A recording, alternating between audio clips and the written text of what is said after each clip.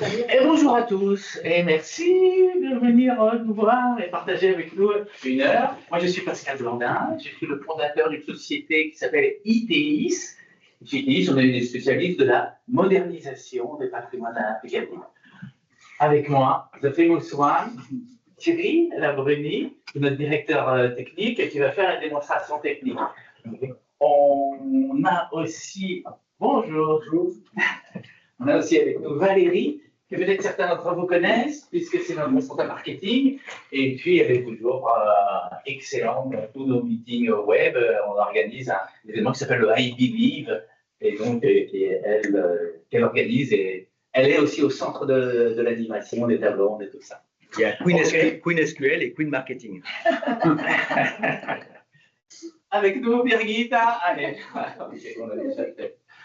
Et donc là, on se fait ce défi, en fait, de passer par les différentes étapes de modernisation des applications IBMI et de le faire en live. Alors, on n'a pas pris vraiment le gros patrimoine de Richebourg, hein, par exemple. On n'a pas pris 1000 programmes et 600 tables. Hein. On part d'une petite application que Thierry va vous présenter. OK, voilà, c'est ça le défi, entre guillemets, de faire ça en une heure. OK, donc nous, on se focalise sur ce qu'on appelle votre patrimoine applicatif, hein, c'est-à-dire c'est ces milliers d'objets historiques dont certains, des fois, ont été développés il y a 25, 30, jusqu'à 35 ans. Hein, on trouve des choses qui remontent loin dans le temps.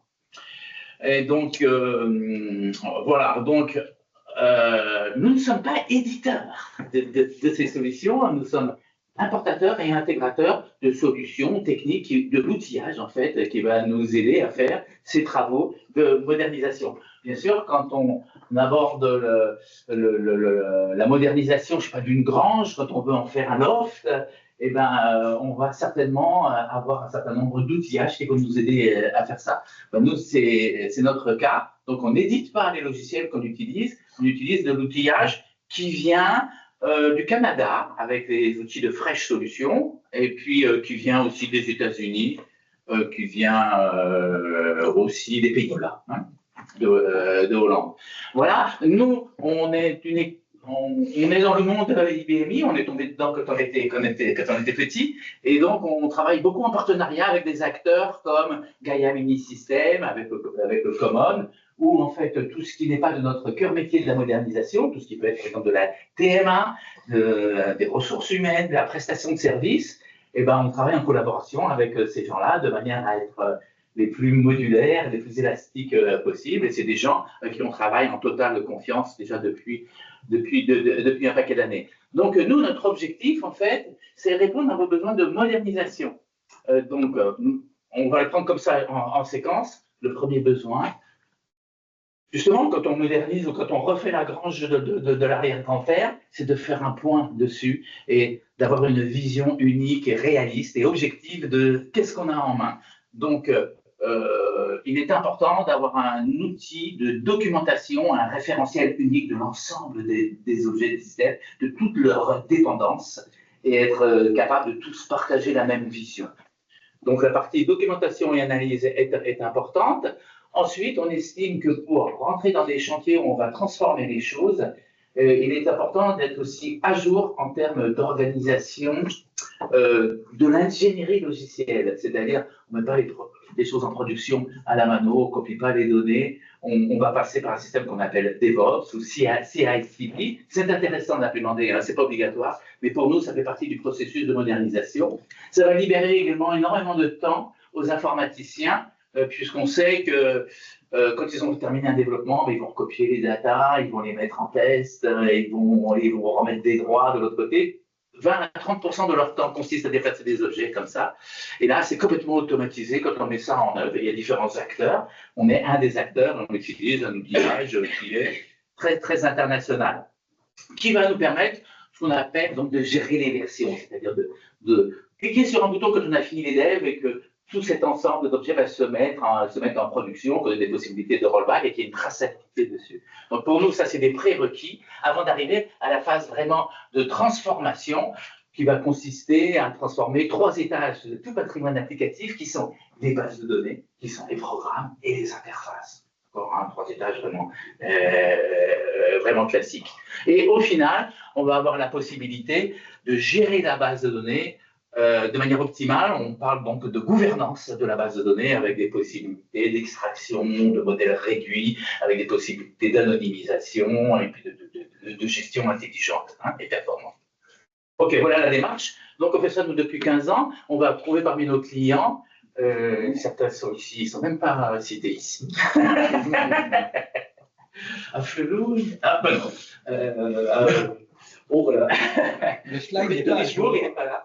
Donc voilà, on trouve des noms connus et puis des noms aussi moins connus. On sait qu'il y a beaucoup dans le B2B de gens qui utilisent la plateforme PMI. Ok, alors voilà, en introduction, c'est ça. Vous avez un patrimoine applicatif, ben, il est super, il est intéressant parce qu'il a des forces, il est assez agile, c'est-à-dire que vous avez des informaticiens qui sont susceptibles d'intervenir dessus et donc de répondre assez vite à des besoins métiers. Vous avez vos propres développeurs internes et puis vous avez capitalisé de la valeur qui est toute la valeur du métier en fait, de l'entreprise dans ce système. Ça, c'est ses forces. Mais ce patrimoine applicatif, il a aussi des faiblesses. C'est qu'une dette technologique s'est creusée en fait, avec le temps. Et puis, on va trouver des choses qui sont non documentées dans des formats de bases de données anciens, avec du RPG qui vient de la carte perforée. Et donc, ces langages, ils ne sont pas motivants pour des nouveaux intervenants, des nouveaux arrivants. D'accord ? Et c'est assez peu documenté tout ça. Donc, voilà les faiblesses, les forces.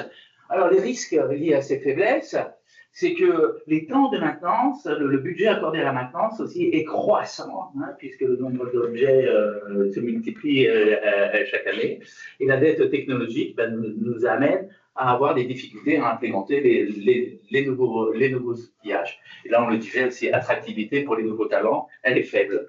Alors, ça représente quand même aussi des opportunités. Et de dire, si à un moment donné, on se dit, ce patrimoine, comment je vais le projeter dans le temps? Est-ce que je le remplace par un SAP ou hyper loin des effets tunnels avec un numéro? Ou alors, l'opportunité aussi, c'est de dire, il est là, il a toute la valeur métier d'entreprise, et bien, je vais le moderniser, je vais combler la dette technologique et le ramener à l'état de l'art actuel de la plateforme IBMI. Donc, pendant ce changement, je le disais en introduction, il y a déjà 3 premiers niveaux qui sont de dire il faut partager un premier niveau de compréhension, avoir un référentiel unique et partagé pour les équipes qui vont faire de la transformation, de la modernisation, mais également tous ceux qui sont en charge de la gestion de ce patrimoine. Après, derrière, il faut implémenter des choses qu'on appelle DevOps, en tout cas c'est très souhaitable, avant d'attaquer des tâches de transformation. Alors voilà, avant de transformer les choses, Thierry va donc juste nous montrer, c'est le slide suivant, ce sera ça, et va nous montrer qu'est-ce que c'est en fait que d'avoir une documentation unique et un référentiel partagé. Pour cela, nous, on utilise des standards mondiaux de l'éditeur canadien qui s'appelle Fresh Solutions, on utilise X-Analysis. Et avant de parler d'X-Analysis, je vais vous montrer la merveilleuse application dont je vais m'occuper en 1 heure. Alors, voilà, on a pris quelque chose qui est quand même accessible. Donc, on se signe, on arrive sur ce menu-là, on a 3 options. On va aller vite, c'est assez basique, mais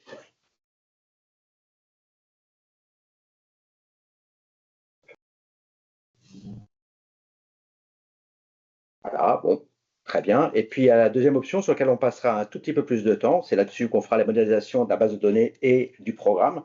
Voilà, donc très simple. OK. Voilà. Donc, voilà ce qu'on avait à voir. Maintenant, on va voir comment cette application est vue au travers de X-Analysis. Donc, X-Analysis, comme Pascal l'a dit, c'est un référentiel. Un référentiel est constitué de métadonnées fournies par l'IBMI. D'accord, toutes les commandes que vous connaissez, que vous utilisez sûrement de manière éparse, des SPDBR, des SPFFD, des SPPGMRef, etc., des SPOBJD, bref. Voilà, donc premièrement, il fait ça, et deuxièmement, il compile ça avec les sources. Et il en fait effectivement une base de données qui doit être efficiente pour donner à voir quelque chose de pertinent pour vous et d'utilisable. Donc là, le référentiel a été constitué. On voit qu'il y en a plein d'autres. Donc nous, on va se concentrer sur celui-là. Et on va aller voir tous les objets de ce référentiel-là. Vous allez voir que, voilà. Donc là, ça va assez vite parce qu'il y a peu d'objets, mais ça va aussi très vite, même quand il y a beaucoup d'objets. Donc le menu qu'on a vu, c'était, je vous le remontre, je reviens au départ. Voilà, il s'appelle pot menu. Je le savais un petit peu, mais ça, je vous le montre. Donc je vais partir sur pot menu et je vais lui dire, ben, montre-moi de pot menu tout ce que tu peux. Alors là, en l'occurrence, il y a 3 options. S'il y en aurait plus, ben, on les verrait. Et on retrouve nos 3 options présentes ici. Et si on fait un focus sur une option, d'accord, on voudrait voir effectivement à partir de cette option quels sont tous les programmes appelés. Non obstruant. Voilà. Donc là, on va avoir les piles complètes de toutes les branches possibles. Donc si je zoome, voilà. Donc on est parti de démo FR et on voit tous les programmes qui peuvent s'enchaîner, d'accord, en fonction de ce qui est à l'intérieur. Donc ça, c'est une première visualisation. Moi, celle-là, je l'aime beaucoup. Pascal lui préfère celle-là. Pas de problème. Donc on va lui donner à voir. Elle est bien aussi. J'ai dit celle-là. Diagramme de structure. Merci. Voilà. Donc, c'est la même chose, sauf qu'elle est présentée différemment, mais il y a des petites options qui sont assez sympathiques. La possibilité notamment de visualiser les tables par programme, d'accord? Et vous avez des codes couleurs qui vous permettent de savoir si la table est accédée en lecture ou en écriture. Donc, quand c'est vert, pâle, c'est à lecture.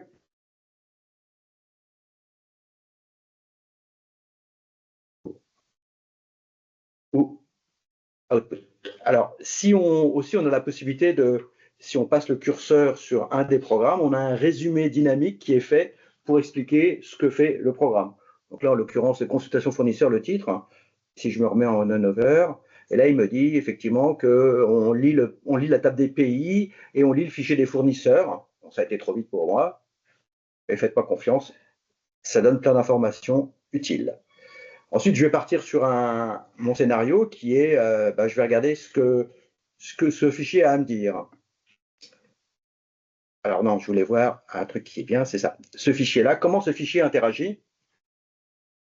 Donc ce fichier, donc là en l'occurrence c'est un logique, hein, et il interagit avec un certain nombre de programmes. Et ces programmes, on ne voit dans ces programmes que les zones du fichier que le programme utilise.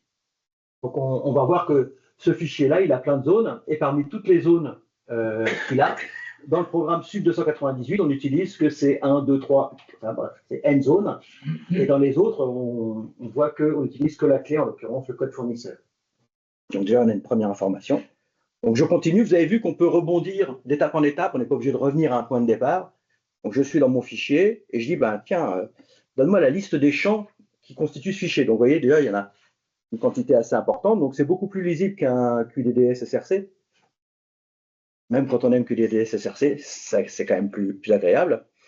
Donc on voit l'intégralité et je vais me poser comme question, effectivement, là je vais prendre le code fournisseur, partout où ce code fournisseur est utilisé. Je vais avoir.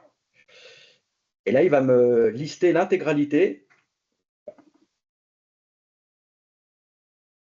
Et là, pour tout le référentiel, pour tous les membres sources connus du référentiel, j'ai l'intégralité des lignes où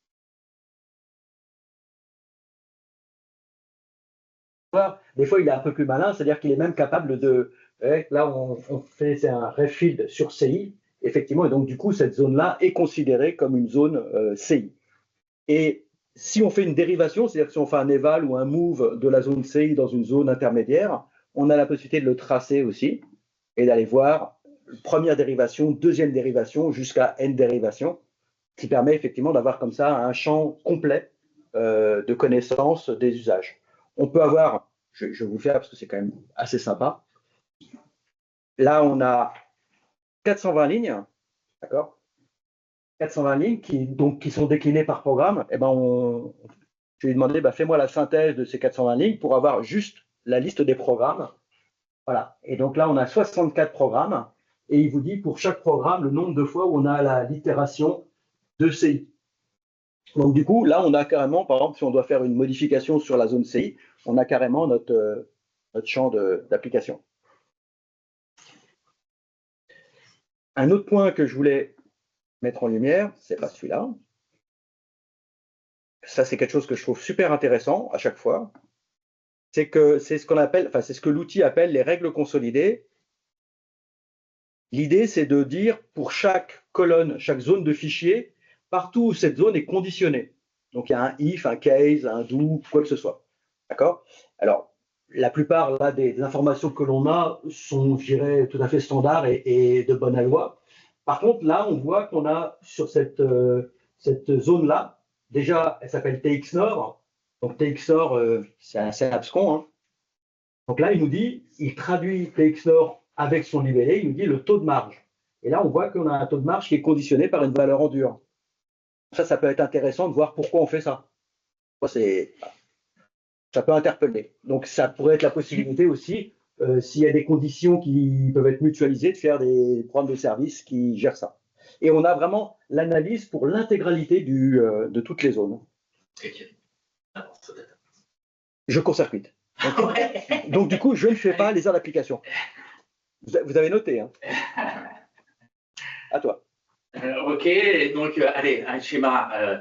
Tout patrimoine applicatif est constitué d'un étage base de données, d'un étage traitement et d'un étage interface. L'étage base de données, traditionnellement, il est en DDS, même si certains ont déjà fait quelques tables. 52-50.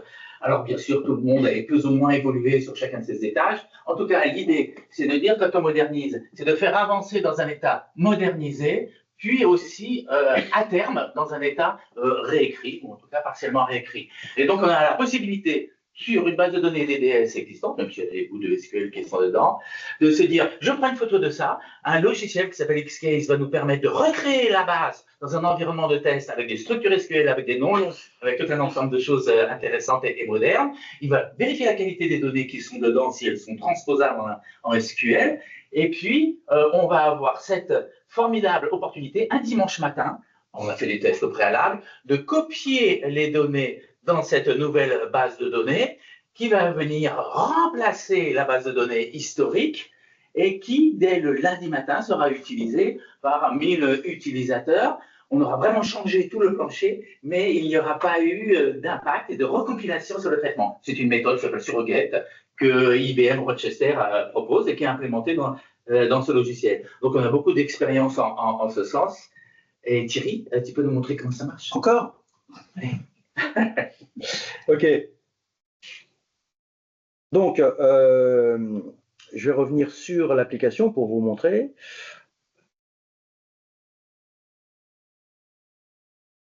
Donc là, dans gestion des marques produits, je vais faire un diagramme de flux. Celui-là.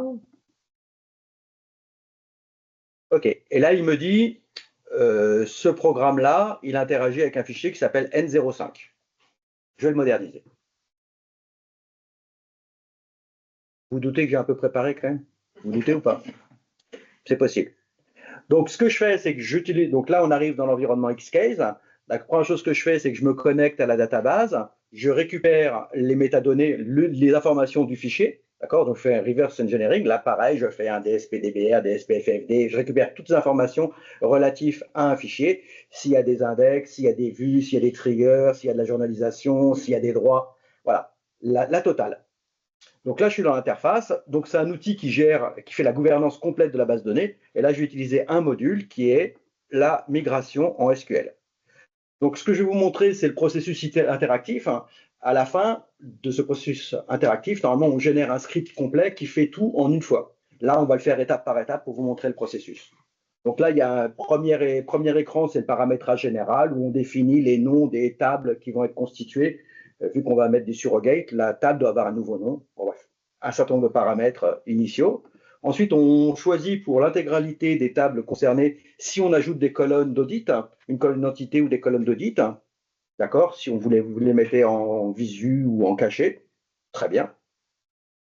Ensuite, on arrive sur les noms longs. Alors ça, c'est pareil, c'est super important. Je me décale exprès.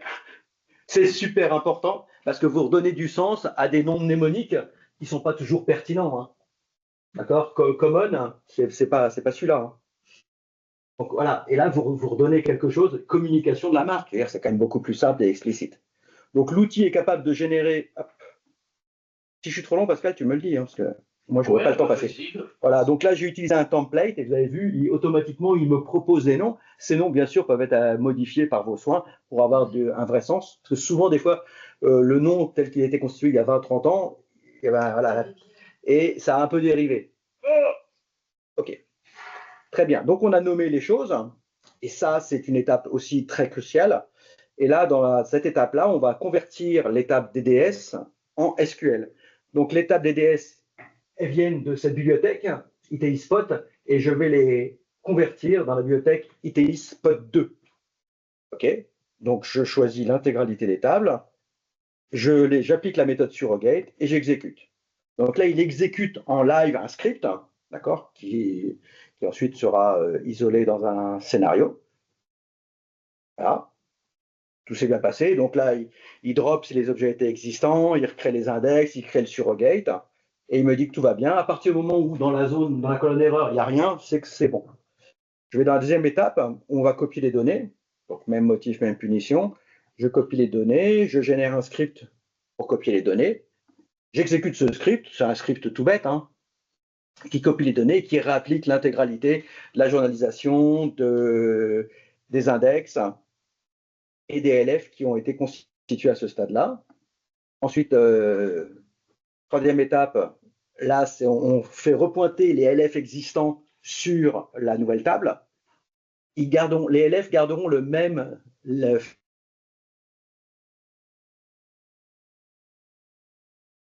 Pas de recompile. Pas de recompile. Et la magie, c'est une magie IBM. Hein. Ça, c'est pas mal. Ça. La magie, c'est la technique du surrogate. Hein. Donc là, reconnecting, du coup, on a l'air bête. Et non, ça se reconnecte. C'est formidable. Vive le RDP. Non, mais toi, tu connais, ça va. Je vais faire une petite danse. Ah, si. Donc, pareil, je migre les LF sur la nouvelle table. J'exécute. OK. Donc là, il fait toute la mécanique qui va bien, pareil avec tous les attributs, etc. S'il y a des vues, il s'occupe des vues. S'il y a des triggers, il s'occupe des triggers. Et si vous avez des CL sur lesquels vous avez des ordres qui concernent des PF, type clear PFM, RGZ PFM, d'accord, il vous fait l'inventaire des CL qui sont concernés. Donc là, en l'occurrence, si je regarde combien sont concernés, il me dit ça va. Donc là, je suis passé en SQL. Ma table est en SQL. Si je vous montre, voilà le résultat. Donc là, je suis dans ITI Spot 2, d'accord, paramètres des marques, et on se retrouve avec un LF qui est le N05. Le N05, c'était l'ancien PF. Maintenant, c'est un surrogate. Et on a un LF qui est le N0500 qui pointe sur la table que vous voyez en premier. Et d'ailleurs, il a rajouté un trigger en plus. OK. Maintenant, on va vérifier si effectivement, donc on fait un change curlib. Donc on met la bibliothèque ITI.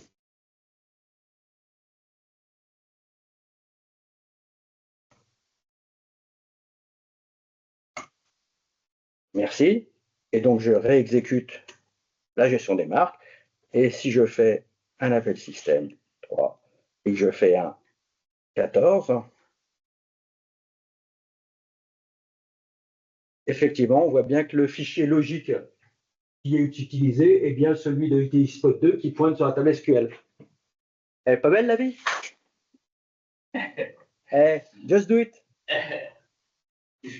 Juste voilà, donc là, ok, maintenant ça y est, on est dans un format SQL, on a copié les données, les gens peuvent être, donc les utilisateurs sont en production sur cette nouvelle base, on n'a pas recompilé. Alors, on n'a pas trop avancé en termes d'intelligibilité, on est par contre portable, enfin, on a gagné énormément de qualité. En lisibilité, on a des noms longs, en plus aussi du nom court qui a été conservé. L'intelligibilité, elle est liée à quoi? Elle est liée aux relations, les relations qui sont souvent dans la tête des informaticiens, qui sont dans la logique de la base de données, mais qui ne sont pas exprimées. C'est pareil, cet outil Xcase donc, va sur les métadonnées et sur les données, va avoir une intelligence qui va lui permettre de checker et de retrouver ces relations. Et on regarde en 3 minutes. Ouais. Tu surveilles le temps. Parce que je me suis engagé à 3 minutes. Donc, OK. Ça va être dur. je sais que ça va être dur. Et hop, c'est fini. Voilà, donc là, j'avais migré l'intégralité des tables en SQL dans une autre bibliothèque, vous en doutez. Et du coup, je vais vous montrer l'atelier. Donc, je vais vous montrer l'atelier de conversion SQL, je vais vous montrer l'atelier de découverte des relations. Et voilà le résultat final que l'on peut obtenir. Donc là, il y a quand même un tout petit peu de boulot mis en couleur, parce que c'est plus joli. Et voilà, donc là, on est sur un périmètre assez restreint, mais sur un périmètre beaucoup plus élaboré, vous avez la possibilité de structurer ça en vous organisant. Par exemple, là, vous voyez, c'est un peu touffu. Vous demandez à l'outil de dire, bah, donne-moi, organise-moi, structure-moi ça en ensemble cohérent. Et il me demande, est-ce que tu veux qu'une table puisse apparaître dans différents diagrammes? Je dis, bien sûr. Et là, hop, automatiquement, lui, il a créé un certain nombre d'ensembles qui correspondent aux clients d'un côté, aux fournisseurs, et là, la partie marque. Donc ensuite, vous pouvez retravailler en termes visuels, graphiques pour pouvoir rendre les choses. Mais du coup, et ça marche vraiment sur une grosse application, quand vous aurez 600, 700, 800, 1000 tables, vous structurerez ça et chacun aura sa propre représentation de l'application. Et quand vous rentrez dans un diagramme, ben vous avez juste un périmètre. Il y a plein de choses à vous montrer, mais j'ai dit 3 minutes. J'ai dépassé? Oui, oui, J'ai dépassé. En fait, donc ça apporte de l'intelligibilité, mais ça n'implémente pas pour autant de l'intégrité référentielle sur la database. Bien sûr, les programmes anciens n'ont pas toujours respecté les règles d'intégrité référentielle. Il y a bien des programmes RPG qui écrivent des lignes de détails de commande avant d'avoir créé le leader ou l'entête. Donc, par contre, on a la possibilité de le faire, mais c'est risqué. On aura bien un batch à un moment donné qui va dire erreur de batch. Donc pour le moment, on a cette intelligence qui est là, mais elle va quand même également vachement nous servir, par exemple, pour générer des jeux de data restreints et de dire, tiens, pour mes développeurs, les clients A, B, C sont suffisants parce qu'ils représentent la complexité de notre métier. Et donc à ce moment-là, on va pouvoir générer une base pour les développeurs qui sera constituée uniquement des clients A, B, C, mais également avec tous leurs parents, leurs grands-parents, tous leurs enfants, les petits-enfants, et ainsi de suite. Donc, elle fait elle a une taille 100 fois inférieure à la base de prod, mais elle est représentative donc, du système. Bon, allez, plein de possibilités comme ça. Et donc, notre base de données, là, voilà, modernisée. Le deuxième étage, c'est la partie des traitements interactif ou transactionnel. Donc, nous, on traite là le cas du RPG. Et le RPG, qu'est-ce que c'est qu'un RPG moderne? On ne va pas le transformer comme ça en Angular ou que sais-je. Un RPG moderne, c'est donc du RPG free. Encore? Mais je n'arrête pas. Hop. Donc, en entrée, on prend un RPG 3 ou un RPG 4. On est dans RDI, on clique droit. Tu veux le voir en format RPG free. Et donc, la conversion s'opère. On utilise, nous, un soft qui vient de Fortran, les Américains, Fortran, qui s'appelle RPG Toolbox. Et puis, c'est une solution tactique, c'est pas stratégique. Mais en tout cas, on peut donner à voir dans notre patrimoine toute la bibliothèque ou un programme en particulier en RPG free. OK, donc là,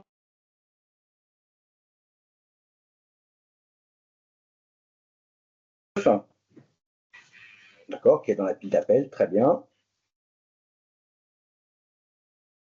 OK, donc c'est lui. OK. Donc je retourne dans RDI.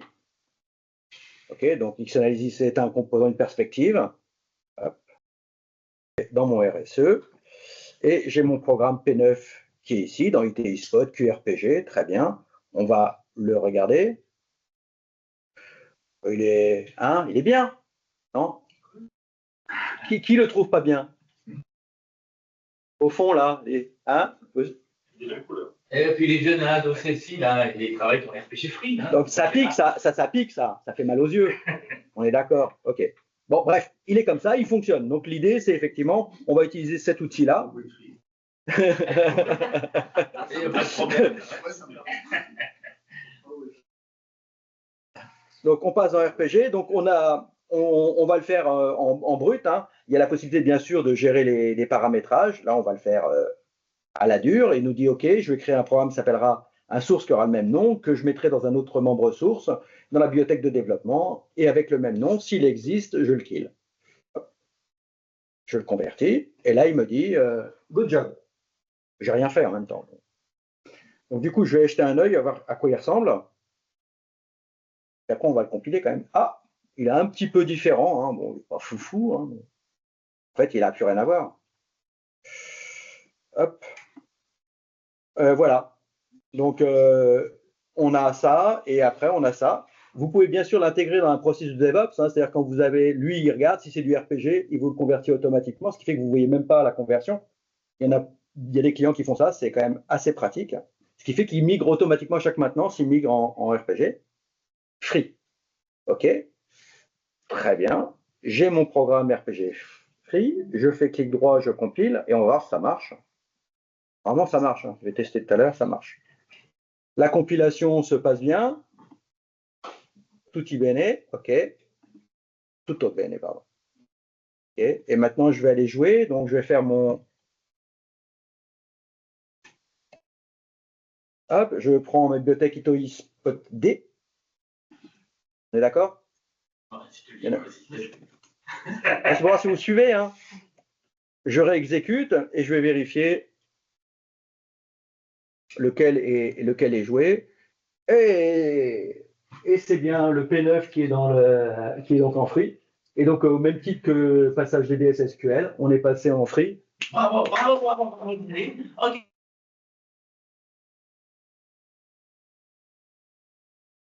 Tu peux mettre en fait. Je l'ai mis. Ah, ça y est, le voilà. OK, donc on a monté dans un état modernisé la database et les traitements, qu'ils soient batch ou transactionnels. Après, il y a l'interface des utilisateurs.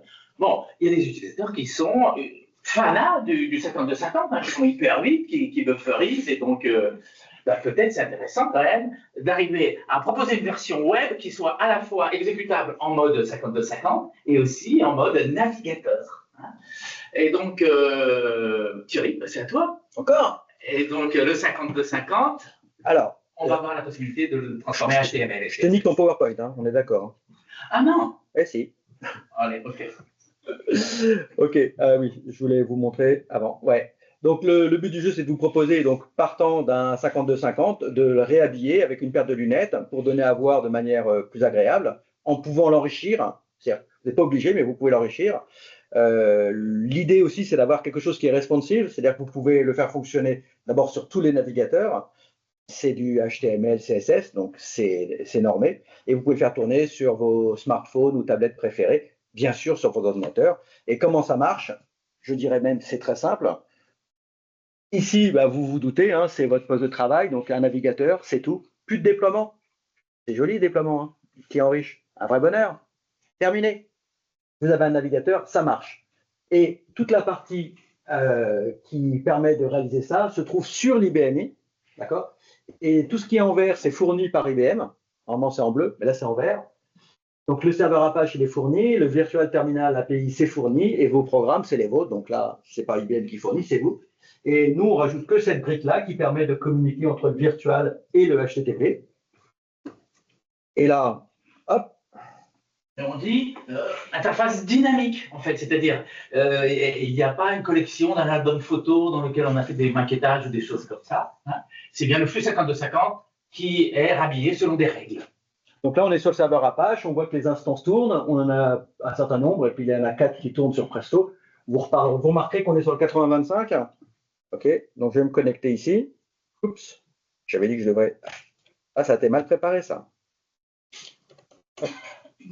Donc là, je me connecte sur l'application qu'on a déjà utilisée. Hop. OK. Et donc là, le look like, on peut être d'accord, pas d'accord. Hein. Vous avez vu comment je suis habillé, donc je ne suis pas référent en termes d'ergonomie et d'esthétique, mais quand même. Donc là, on va voir aussi comment on peut le modifier. Donc le menu que vous avez vu juste avant, c'est lui. D'accord? Je vais les mettre l'un à côté de l'autre. Voilà. Donc on a les menus ici qui sont transformés en boutons. Il y a différentes options, hein, il y a des liens. Et les touches de fonction qui sont en bas ont été reportées. Certaines ici, c'est un arbitrage, c'est vous qui décidez. Et d'autres, vous pouvez les mettre soit sur le côté, soit en bas. Pareil, c'est des réglages initiaux. Et ça fonctionne comme suit. Hein. Donc là, le sous-fichier est reconnu, ce qui fait que si vous positionnez votre curseur, les options qui se trouvent en haut, là, on les a laissées visibles pour pouvoir plus comprendre. D'accord? Elles sont reproduites ici et vous pouvez directement cliquer dans une option. Un truc qui est important à savoir, c'est que comme c'est une paire de lunettes que vous mettez sur votre application, 100% de ce qui marche sur 5250 marchera dans cette interface. 100%. Pas de perte. Donc vous avez l'avantage et vous n'avez que des bénéfices. J'ai le temps de présenter l'outil, l'idée ou pas? C'est toi qui décides. Non. Ah bah tant mieux, je bosse plus moi. C'est bon. Donc on a le temps ou pas? En combien de temps il faut? 3 minutes? 4 minutes? 2 minutes. 4. 4. You're too kind. Donc l'IDE, c'est celui-là. Alors non, je me suis trompé, c'était celui-là, il est là. Donc là, on est dans ce que l'on met en œuvre.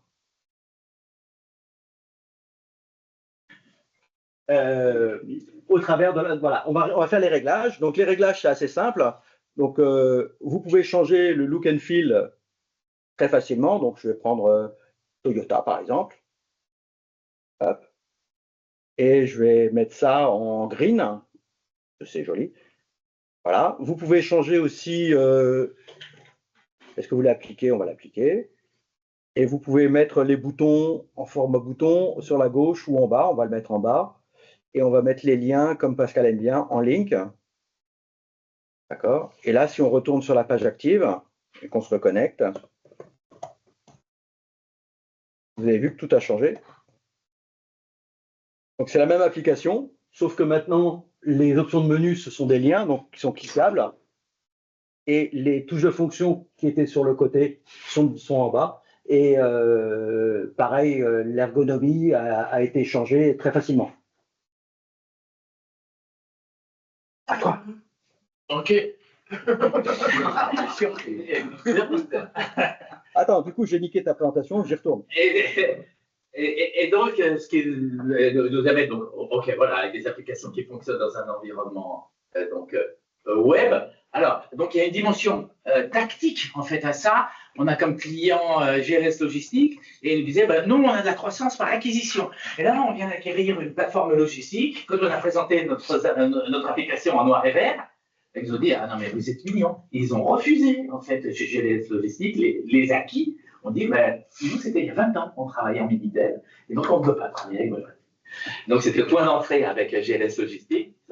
Donnez-nous un truc qui fonctionne sur le web, qui modifie l'apparence. Un truc qui est très intéressant, c'est que nous, informaticiens, on sait que derrière, il y a plein de belles choses qui sont faites dans les applications, dans les bases de données, dans les programmes, que tout ça est complexe et merveilleux. Mais un utilisateur, lui, tout ce qu'il voit, c'est l'interface. Et pour lui, c'est l'application. Alors, il y en a qui disent, nous, on nous fait une application.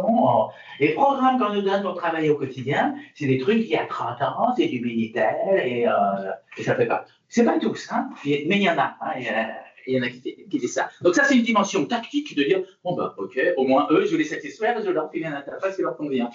Il y a une dimension également stratégique, c'est que on ne va pas pouvoir, à partir du RPG qui a été développé il y a 30 ans, fabriquer automatiquement des transactions en Java ou en PHP ou en Angular qui vont couvrir le métier, qui vont faire des merveilles et ajouter beaucoup de choses pour la productivité de l'utilisateur. Ce qui fait qu'il va falloir, à un moment donné, ouvrir la porte à ce qu'il y ait des développements neufs, PHP, je ne sais pas dans quel langage, et qui soient capables de dialoguer de manière intelligente avec le patrimoine existant. Aujourd'hui, en tout cas, nos clients le font ainsi. Ils le font en fait à travers, d'une part, de constitution de couches API ou web services qui vont ouvrir le dialogue avec des choses nouvelles. Il faut savoir que les chiffres, c'est 80. L'utilisateur passe 80% de son temps sur 20% des programmes. C'est-à-dire qu'il ne faut pas raisonner de manière globale en disant j'ai 1000 écrans dans mon application, il me faut un jour par écran, je vais tout réécrire. Non, c'est pas comme ça qu'il faut raisonner. En fait, il faut raisonner sur quelles sont les transactions de valeur ajoutée pour le métier, et celles-là, je vais les repenser avec des gens qui vont.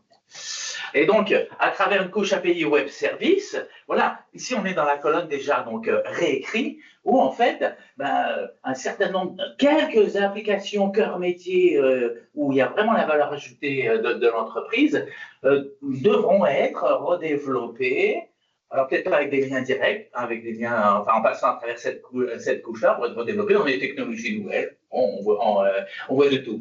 Un point qui est intéressant à cet étage-là, c'est de voir que les nouvelles applications en HTML, enfin en nouvelles technologies, elles vont avoir la possibilité de dialoguer en direct avec des applications qui sont passées par Presto et qui sont maintenant en mode web. C'est-à-dire que l'IBMI n'est plus isolé en fait dans son coin, dans une boîte, dans un œuf où on ne peut pas dialoguer avec lui, mais on va pouvoir ici cliquer.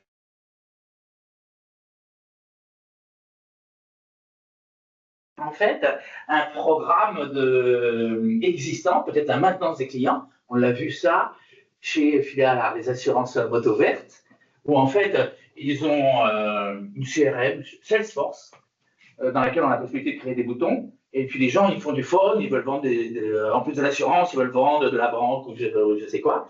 Et les clients disent, ah tiens, en fait, notez, j'ai changé d'adresse, j'ai déménagé. La possibilité, ce serait quoi? D'aller sur une session de 50, d'aller se balader, et de remonter tout et d'aller la modifier de l'autre côté. Sauf que là, on va pouvoir rajouter un bouton qui va directement appeler l'écran de maintenance client sur le client par tension sur lequel on est. Donc il y a des scripts comme ça qui s'exécutent, qui ouvrent la session, qui vont directement sur le bon écran et sur la bonne data. Donc, ok, c'est intelligent, ça c'est plus donc stratégique que tactique. En tout cas, on passe par cette phase-là, donc d'écriture des transactions clés. Dans ces transactions clés, vous aurez besoin de nouvelles tables, forcément. Bien sûr, ces nouvelles tables seront les bienvenues dans DB2, toujours dans le même système de gestion tel qu'on a vu tout à l'heure, graphique avec des liens et de génération SQL. Donc voilà, c'est donc une stratégie, une vision d'une stratégie d'évolution que les Anglais appellent smooth et qui va permettre étape par étape, sans risque, sans aucun risque, d'avancer notre système et de l'amener dans un monde réécrit avec des nouvelles transactions, mais peut-être avec encore 80% de notre patrimoine RPG, COBOL, Adelia, Sign-On, Lanza qui fonctionne, qui facture, qui tous les mois fait fonctionner le système. Voilà, c'est une stratégie intéressante. Donc, quand on rentre dans des projets de modernisation, bien sûr que ça passe initialement toujours par une rencontre. Qu'est-ce que vous voulez faire? Où est-ce que vous voulez aller? Et puis après, derrière, nous, on réalise un diagnostic. On aime bien le parallèle avec la grange de mon arrière-grand-père en Bourgogne que je veux refaire. Ben, l'architecte qui est venu dans un premier temps, après qu'on se soit rencontrés, il est venu, il a mesuré et il a dit est-ce que tes fondations elles sont bonnes, qu'est-ce qu'on peut faire dessus. Et donc il faut passer par une phase comme ça de diagnostic. Et à partir de ce diagnostic, on va pouvoir se projeter avec vous donc sur des scénarios, sur des budgets, sur de la planification en fonction de vos ressources, en fonction de nos ressources ou de celles de nos partenaires comme Gaïa ou d'autres qui interviennent aussi dans nos projets. Voilà. Toujours dans la série sans risque, quand on part donc dans un projet, que ce soit database, modernisation, RPG, le RPG Free ou les interfaces, on rentre toujours dans une phase de POC, Proof of Concept, et qui va nous permettre de l'implémenter et de voir comment ça se comporte. De près aussi des logiciels pendant 30 jours, de manière à les Anglais disent try and buy. et essaye-le, et puis si ça te convient, tu donnes des sous. Et tu peux y aller. Et puis après, on rentre dans des projets classiques, projets, chef de projet, de transformation, de pilotage, de livraison. Voilà donc une vision d'un chemin facile et sans risque de modernisation. Il est intéressant parce qu'une réécriture complète, on en voit plein, des autres, la marque, tout ce qu'on a vu ici récemment, qui sont donc dans des projets où il y a 5 ans, ils ont dit on réécrit tout en Java sur base SQL Server. Et donc, dans 4 ans, on aura terminé. Donc, on retire la clé de la S400 dans 4 ans. Et puis, qui arrive et puis qui disent, en fait, on a fait 6 ou 7% de la réécriture. Les patrimoines applicatifs qui ont été faits pendant 30 ou 35 ans, il faut comprendre qu'il y a dedans 200, 300, 400 années hommes de dev. Quoi. Et donc, Si l'interface ça paraît simple à réécrire pour un développeur PHP ou je sais pas quoi, en réalité, derrière, il y a des volumes très très intéressants et des effets tunnels. C'est-à-dire quand on a des gars dans un bureau à côté qui ont réécrit tout ça sur une nouvelle base de données, ben nous, notre système, il vit, il évolue et en permanence. Et donc, comment on va rapprocher l'ensemble, c'est quand même très très très risqué. Et on a plein d'expériences comme ça, mais on ne peut pas en parler. Mais on ne peut pas en parler. Ça aura coûté 100 millions. Non, on n'a pas le droit de le dire. Bon, voilà, c'est intéressant. Donc, c'est étape par étape. Donc, l'avantage d'un projet de modernisation, on est bien éclairé, on l'a fait. On capitalise sur les spécificités donc, du métier, parce que quand même, c'est fort. Si votre entreprise, elle se porte bien, c'est aussi parce qu'elle a des particularités en termes de compétition, en termes d'avantages compétitifs, qui sont aussi codés dans les règles de votre système. Et donc, voilà. Et donc, en le modernisant, on accroît la valeur du patrimoine applicatif, la valeur ajoutée de ce patrimoine. Et surtout, on n'a pas d'effet tunnel. On supprime la dette technologique, donc il fait fuir aussi les nouveaux informaticiens qui n'ont pas envie de se cogner ça. On apporte une performance en montant sur les nouvelles techno IBM et surtout, sans risque, étape par étape. Et un client, là, à côté de Lyon, nous a dit ce qui est important pour moi, ce qui m'a fait la différence, pourquoi on vous a choisi, c'est parce qu'on avance, on monte des marches, mais chaque fois qu'on a à monter une marche, elle est établie, elle est posée, on ne revient pas en arrière. Et c'est vrai, c'est très, très, très intéressant de dire, je peux monter progressivement, mais chaque barreau de l'échelle que je monte, il est là, il est acquis, il est posé. Nous, en fait, on favorise, on pousse énormément la modernisation de la database, parce que il y a 30 ans, quand on faisait des applications, la database, pour nous, c'était une commode dans laquelle on rangeait les t-shirts, les chemises. Et c'est vrai, on voyait ça comme un outil de stockage qui allait servir des processus, qui était notre intérêt principal. Et en fait, en réalité, déjà depuis des décennies, la database, c'est hyper stratégique et c'est le cœur, c'est le cœur de la valeur de l'entreprise.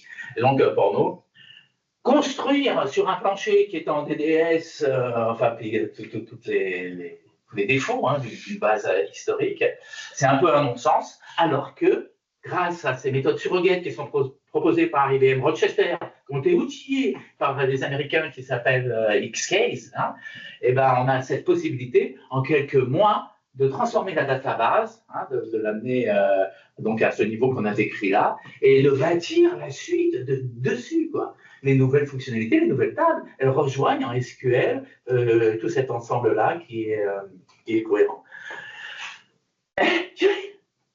Non, c'est pas fini. Et vous? Alors, et vous? C'est ça. Il faut répondre, hein. Alors voilà, interro, flash éclair. Et vous, donc, quelles sont vos questions et comment vous réagissez par rapport à des stratégies comme ça C'est intéressant, c'est sûr que c'est intéressant. Moi, j'ai pas la main sur le budget, donc je peux pas donner des noms. Dire que des noms. Je suis chez STC France. Non, mais je suis pas parlé de la personne qui a la main sur le budget. C'est le DSI. Ouais. Elle vous lui montrer ça? Oui, je vais montrer. Attends que c'est enregistré. En même temps, c'est des projets avec un budget, entre guillemets, relativement ridicule par rapport au coût annuel de l'informatique. Voilà, c'est quand même très faible. Il faut y consacrer du temps, de l'intérêt, des ressources, il faut avancer step by step. Mais si on fait ça, si on continue sur la pente actuelle, bien sûr, à un moment donné, l'écart sera trop grand. Merci à IBM aussi, quand même, par rapport à Windows et d'autres plateformes, de garder une compatibilité à 100 ans. On a encore des clients, on a découvert cette année, en système 36. Ah, 36, non, 34. Problème. Ouais, S34, S36. 1980. L'application, des bouts d'application datent de 1980. Et ça marche. Donc merci IBM. 1980. Windows, tous les 10 ans, 7 ans en moyenne. On a la poubelle et on réécrit. Bon, inconvénient, il faut l'assumer. Au bout de 30 ans, on l'a en main, ce patrimoine. Qu'est-ce qu'on tient? Moi, j'ai une question. Good. Oui, sur le premier outil que vous avez présenté, le X-Analysis. Oui. Est-ce que quand on utilise le SQL imbriqué, est-ce que ça fait l'analyse quand même quand on a une opération sur une table d'update ou insert? Est-ce qu'on retrouve ça dans le... Je vais vous répondre quoi d'après vous? Il fait tout. Oui, bien sûr. Ouais, non, pas de problème. Il n'y a pas besoin de déclarer en carte F s'il y a effectivement des accès SQL natifs, il n'y a aucun problème. Il l'intègre. Ouais, ça a longtemps été un truc, un avantage par rapport à d'autres produits existants sur le marché. Ouais. Donc vous avez dans les spécifications, on n'a pas eu le temps de le voir, hein, c'est très rapide, mais comme le dit Pascal, l'outil on le met sur votre système plutôt que de me croire, et vous devez ne pas me croire. On le démontrera chez vous, in situ. Moi, j'ai la main sur rien. Ah ben bravo. Ce genre de choses, j'aimerais bien, mais je peux pas. Et vous avez un salaire quand même. Comment? Et vous avez un salaire. Ouais. C'est quand même plus. Non, mais c'est une blague. Oui. Non, aucun problème, bien sûr. Sur ça, faut même pas l'acheter. De toute façon, quand vous l'essayerez, je ne vous prendrai pas. Mais là, à l'évidence, ça marche. C'est d'autres marques? Non, pas toi. On remarque, dans la présentation, on a l'impression qu'il faut faire le reste, la base de données, etc., avant Presto. Mais quand on a un peu la pression des utilisateurs, tu fais ton Presto, et après, derrière, tu as le temps pour le reste. Oui, ce qu'on n'a pas précisé, effectivement, c'est que chacun fait sa route. Ouais. Chacun fait sa route, effectivement. Là, on est parti sur une route type, mais tu as raison. Ouais. Je sais qu'ils nous pressent beaucoup sur le SSO et le HTTPS. Ouais. Il y a HTTPS et SSO. Aussi à préciser. Oh, s'il y a les clients qui font la pub, maintenant, c'est plus la peine. Non, mais. Non, mais t'as raison. Bien sûr. Bien sûr que la pression, elle vient souvent au niveau des utilisateurs qui leur remontent à la direction. Et la direction informatique en prend dans les dents, ou même la direction générale, voit qu'on est toujours en Minitel. Et souvent, ça passe à travers ça. Pour nous, informaticiens, on sent que stratégiquement, la database, c'est déjà, c'est important à faire. Mais on peut commencer par le haut, l'interface, faire la database ensuite, ainsi de suite. Voilà, on peut passer à n'importe quelle tâche. On en a d'autres. Il y a aussi des grands noms, hein, des noms très connus, qui ont fait que la partie conversion RPG pris. Hein. D'autres que du DevOps. Il y a tous les scénarios. Il y a tous les scénarios possibles. On a des... Moi, j'ai quand même une question, c'est parce que tu parlais d'X Analysis, après tu parlais d'Xcase, c'est deux produits différents ou c'est un qui Ouais. C'est deux. Mais Xcase, il faut avoir X Analysis. Je reçois ça. C'est deux produits distincts. C'est du scripting, Xcase est basé sur la database. Xcase, c'est Database. Xcase, depuis 30 ans, ces Américains, ils s'occupent de bases SQL, de bases Sybase, de Oracle, tu vois. Et puis, il y a 10 ou 15 ans, ils ont vu les Gaulois qui prennent une base de données qui est en DDS, quoi. Et ils ont dit, ouais, écoute, nous, on est des experts SQL.